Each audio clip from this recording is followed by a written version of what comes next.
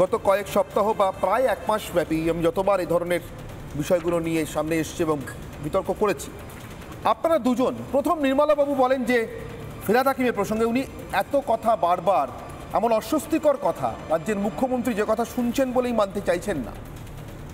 তারপরেও বলছেন কেন? মুখ্যমন্ত্রী অস্বস্তি হচ্ছে তাও বলছেন কেন? বলছেন তার কারণ তিনি হয়তো সরাসরি মুখ্যমন্ত্রীকেই চ্যালেঞ্জ করছেন ক্ষমতার জন্য।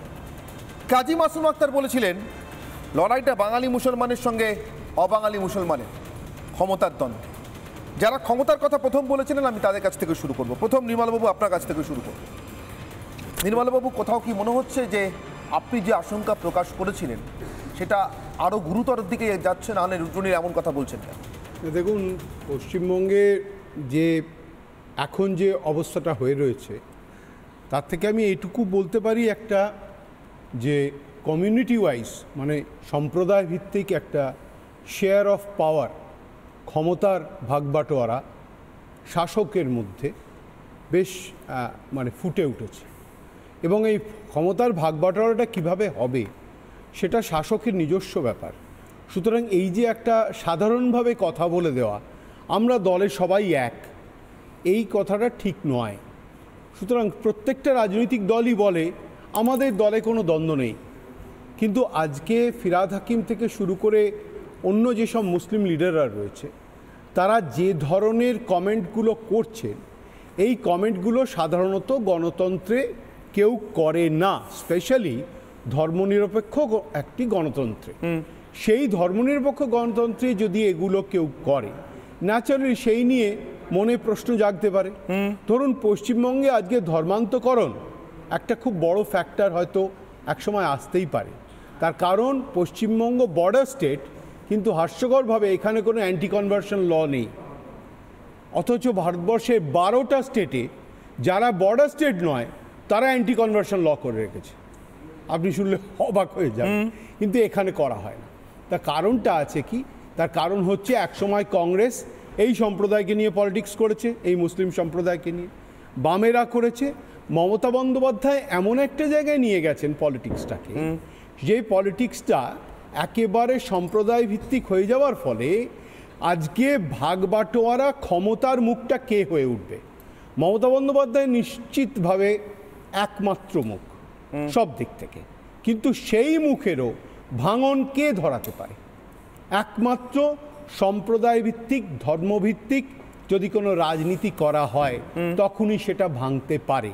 তার কারণ এটা প্রতিষ্ঠিত হয়ে গেছে যে মমতা বন্দ্যোপাধ্যায়ের দলের যে জয়, পরপর যে জয় আসছে, সেই জয়ের একটা বড় অংশীদার হচ্ছে মুসলিম সম্প্রদায়ের মানুষ।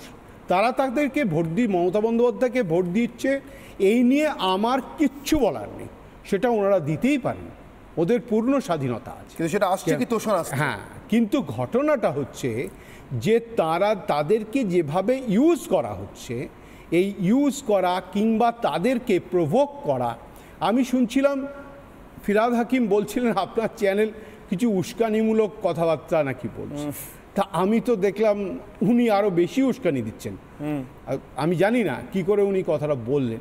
এবার প্রশ্নটা দাঁড়াচ্ছে যে এই জায়গায় যদি দাঁড়িয়ে আমার যেটা একটা প্রতিপাদ্য, যেটা আমার ধারণা, সেটা হচ্ছে এটা যদি এক জায়গায় স্টপ না করা হয়, ঠিক আছে, এই সাধারণ কথা বলে যে আমি ধর্মনিরপেক্ষ, আমি সব ধর্মে বিশ্বাস করি, ধর্ম যার যার, উৎসব সবার, ধর্মটাকে উৎসব হিসেবে দেখিয়ে ধর্মের গুরুত্বটাকে কমিয়ে সেটার রাজনৈতিক বাটোয়ারা চলছে। বুঝলেন কি? বুঝতে পেরেছি। ধর্মটাকে উৎসব হিসেবে দেখিয়ে ধর্মের গুরুত্ব কমিয়ে তার রাজনৈতিক বাটোয়ারা চলছে, সেটা বিশ্বাস করতে পারি তখন যখন একটা ধর্মকে উৎসব হিসেবে দেখানো হয়, একটা ধর্ম শুধুমাত্র উৎসব, আরেকটা ধর্ম তার কাছে পৌঁছে একেবারে মঞ্চে উঠে তাকে সিকিউরিটি দেওয়ার জন্য সব থেকে বড় আশ্বাসবাণীর জায়গা হয়ে ওঠে। আমি আছি মমতা বন্দ্যোপাধ্যায় বারবার বলছেন, ঈদের মঞ্চে পৌঁছে বারবার বলছেন, আমি কোনো দুর্গাপুজোর মঞ্চে ওনাকে দুর্গাপুজো উদ্বোধন করতে গিয়ে এটা বলতে শুনিনি হিন্দুরা কোনো ভয় পাবেন না, আমি আছি বলতে শুনিনি, কিন্তু মুসলিমদের জন্য উনি বলেন মুসলিমদের ক্ষেত্রে ওনার কাছে উৎসব নয়। তার কারণটা কি? তার কারণ একটাই, আমার যেটা মনে হয়েছে সেটা হচ্ছে মুসলিমদের থেকে হিন্দুরা যেহেতু মেজরিটি, আর মমতা যে রাজনীতি থেকে এসেছেন, কংগ্রেস রাজনীতি, সেই রাজনীতির একটা একটা ধারাই হচ্ছে যে মেজরিটিকে সবসময় রেসপন্সিবলি বিহেভ করতে হবে, সুতরাং মেজরিটির আলাদা করে কোনো প্রোটেকশন লাগবে না।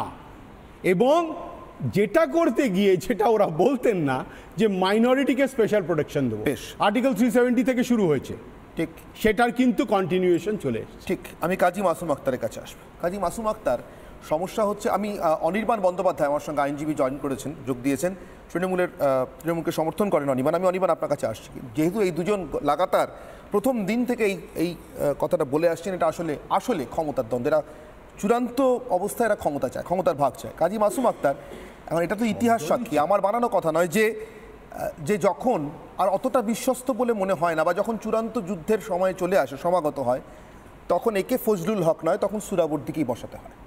তখন জিন্নারা ফজলুল হক না সুরাবর্দি, তার মধ্যে সুরাবর্দির জন্য ডিসাইড করে, অর্থাৎ সেখানে নিজের লোকও কখনো পরের হয়ে যায়। ঠিক সেখানে রুদ্রনীল ঘোষ ভয়টা পাচ্ছেন। মমতা বন্দ্যোপাধ্যায় বিশ্বাস করতে পারেন, কিন্তু আমি করছি না। রুদ্রনীলের ভয়ের কি কোনো কারণ আছে বা সঠিক কারণ আছে বলে আপনার মনে হয়? রুদ্রনীল কি ভয় পাচ্ছে আমি জানি না, উনি বলছেন ভালো মন্দ কিছু হয়ে যেতে পারে, নেতারা কি করবে ওনাকে, সেটা রুদ্রনীল আরো বিস্তারিত বলতে পারবেন। আমি আপাতত ক্ষমতার কথা ধরে নিচ্ছি, আপাতত ক্ষমতা হয়তো আমিও ভয় পাচ্ছি যে আমরা যারা সত্য কথাগুলো সোজা করে বলি তারাও কি ভালো থাকবো। দুটো ঘোষণা শুনতে পেয়েছি। একটা হচ্ছে ইরানের ধর্মীয় নেতা আয়াতুল্লাহ খোমেনি, তিনি বলেছেন মুসলমানদের কিছু হলে আমি আছি, চিন্তা করতে হবে না। আমাদের মাননীয় বলেছেন ঈদের মঞ্চে একটু আগে শোনাচ্ছিলেন যে গোটা ভারতবর্ষের মুসলমানদের কিছু হলে আমি আছি। আরে অপরাধী পাপীদের কাছে কি আল্লাহ আছে? আল্লাহ পরিষ্কার কোরআনে বলেছেন যে জাতি নিজের পরিবর্তন চায় না, আল্লাহ তাদের পরিবর্তন করে না। যারা ক্যালিফোর্নিয়াতে দাবানল হয়েছে বলে আনন্দ করছে, প্রচুর পুড়ে যাচ্ছে, মানুষের ক্ষতিগ্রস্ত হয়েছে, একটা শ্রেণীর অংশ বলছে কাফেরদের উপরে শাস্তি হয়েছে, তো মক্কা তো ভেসে গেল, মক্কা তো তুফানে ভেসে গেল, আল্লাহরা তো মক্কার প্রতি রাখলো কেন? আর 683 খ্রিস্টাব্দে মুসলমানরাই মক্কার কাবাগিরও ভেঙে দিয়েছিল। 683 খ্রিস্টাব্দে মুসলমান নাই, অর্থাৎ মক্কার কাবাগিও সুরক্ষিত নয়, কাদের হাতে? মুসলমানদের হাতে। আমি পরিষ্কার করে বলছি, আজকে রোজ যে এই রিপাবলিক বাংলা টিভিতে এই যে আলোচনাগুলো হচ্ছে, আমি দেখতে পাচ্ছি কোথাও মুসলিম সমাজ এমনকি ধর্ম দেখে যাচ্ছে। কেন মুসলমান সমাজের ভিতর থেকে প্রতিবাদ উঠছে না?